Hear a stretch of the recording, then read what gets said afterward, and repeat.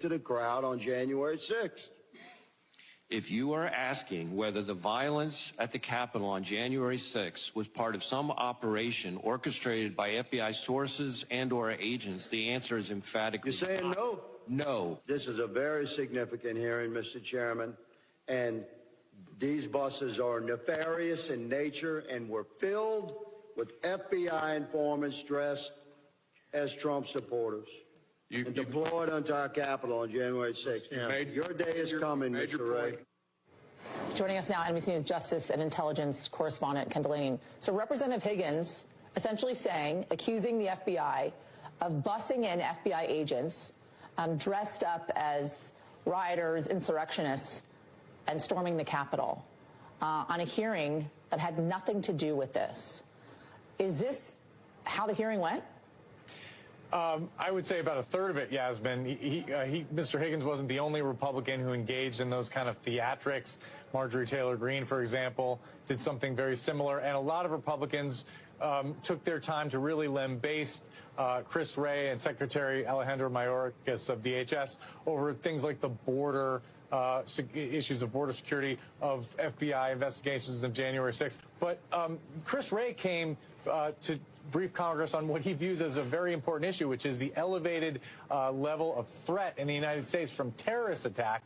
And he says in particular that it's about as high as it's been in years because of the potential inspiration and the calls for attacks on the United States and on Americans and their allies by terrorist organizations.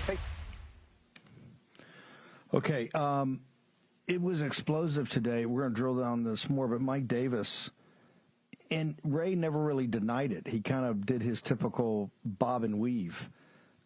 They were accused, and Higgins, who's a law enforcement guy forever, really went after him and nailed him on a number of topics for being a Fedsurrection. Your thoughts, sir? I would say that the FBI has shattered the American people's confidence in its ability to be a fair organization, a fair law enforcement organization. They've meddled, interfered in the last three presidential elections: in 2016 with the bogus Russian collusion hoax with President Trump, when Hillary Clinton's illegal home server got hacked, and then they tried to say that President Trump was colluding with the Russians.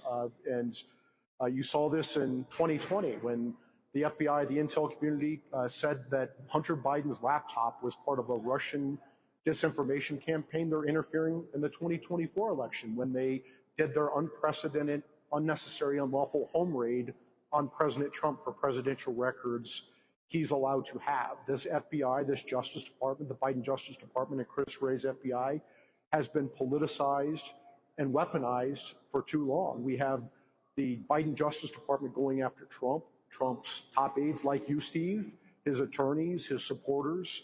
You have the FBI going after parents who are outraged by gender chaos in schools. You have the FBI going after parents for showing up to school board meetings, Christians at abortion clinics, while this same FBI, the same Justice Department allows President Biden to get off the hook for his foreign bribery and corruption. The Biden family, they let BLM and Antifa terrorize America for years. Now they're letting Hamas do it. They're letting Hamas terrorize Jews all over America, particularly on college campuses. This is a politicized and weaponized justice system. And guess what? I would say to the FBI, too bad. You brought this on yourself. It's unbelievable. You're going to hear closing arguments today about whether President Trump, who's never been brought up on charges of insurrection ever, because he's an insurrectionist, he should be stripped. People should be not have the ability to vote for him, although he's going to win the Republican nomination by 50 or 60 points and is leading Biden in virtually every poll that's out there.